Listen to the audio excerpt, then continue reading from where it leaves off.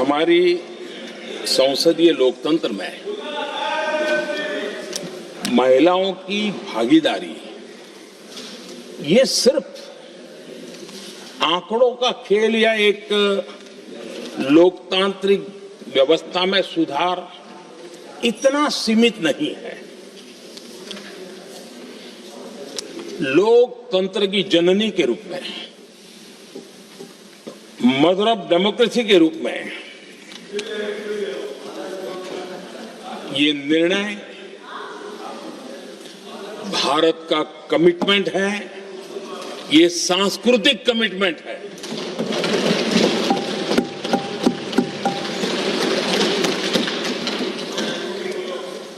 और इसी कमिटमेंट के कारण पंचायतों में ये व्यवस्था बनी और अब तो 20 से अधिक राज्य है जहां 50% हुआ है।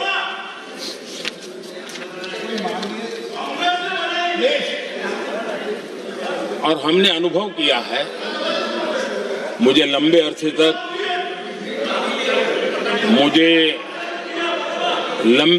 तक मुख्यमंत्री के रूप में सेवा करने का जनता ने अवसर दिया और उसी कालखंड में ग्रासरूट लेवल पर विमेन लीडरशिप को मैंने देखा है।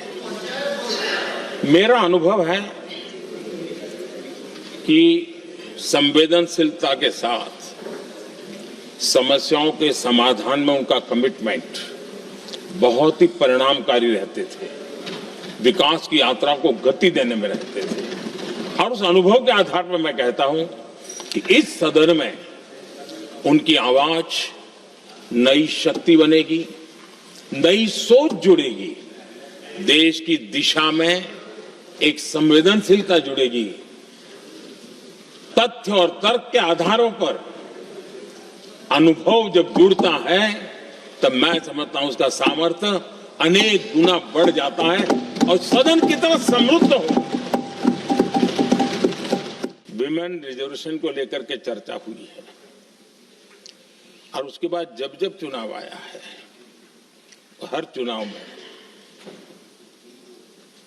महिलाओं को मिलने वाले इस अधिकार का जिसने विरोध किया है, जिसने विरोध किया है, देश की महिलाओं ने उन्हें माफ नहीं किया है।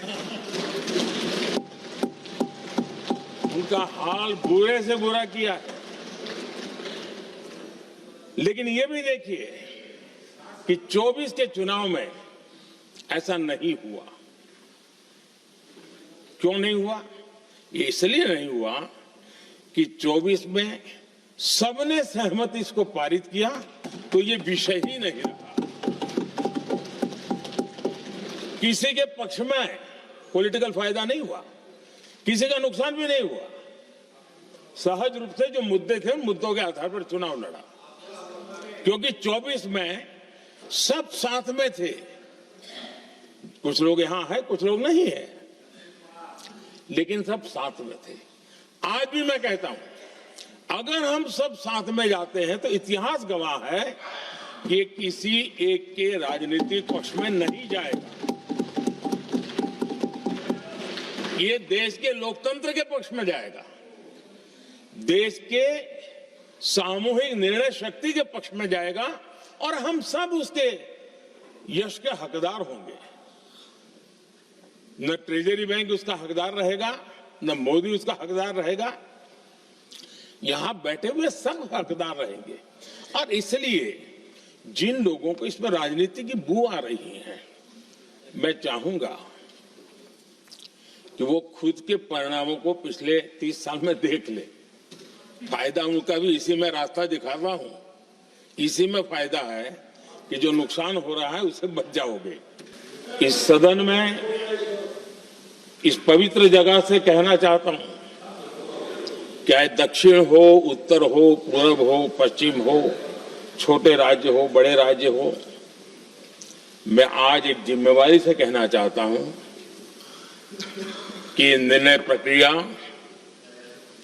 किसी के साथ भी भेदभाव नहीं करेगी। ये निर्णय प्रक्रिया किसी के साथ अन्याय नहीं करेगी,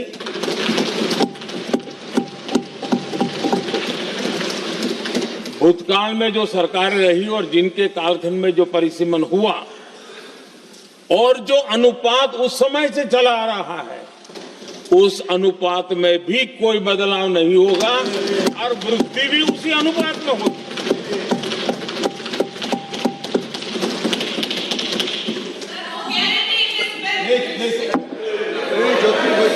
अगर गारंटी शब्द चाहिए तो मैं गारंटी शब्द उपयोग करता हूं। वादा की बात करते हो तो मैं वादा शब्द उपयोग करता हूं। अगर तमिल में कोई अच्छा शब्द हो तो वो भी मैं बोलने के लिए तैयार हूं, क्योंकि जब नियत साफ है तो फिर शब्दों का खेल करने की हमें जरूरत नहीं है जी।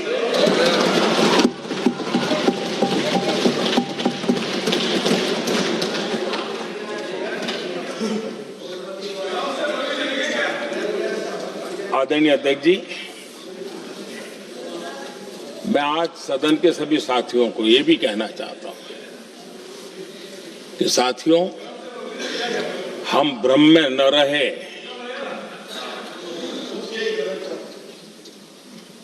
हम उस अहंकार में न रहे, और मैं हम शब्द प्रयोग कर रहा हूं, मैं और तुम की बात नहीं कर रहा हूं। हम इस भ्रम में न रहे कि हम देश की नारी शक्ति को हम कुछ दे रहे हैं। जी नहीं, उसका हक है। और हमने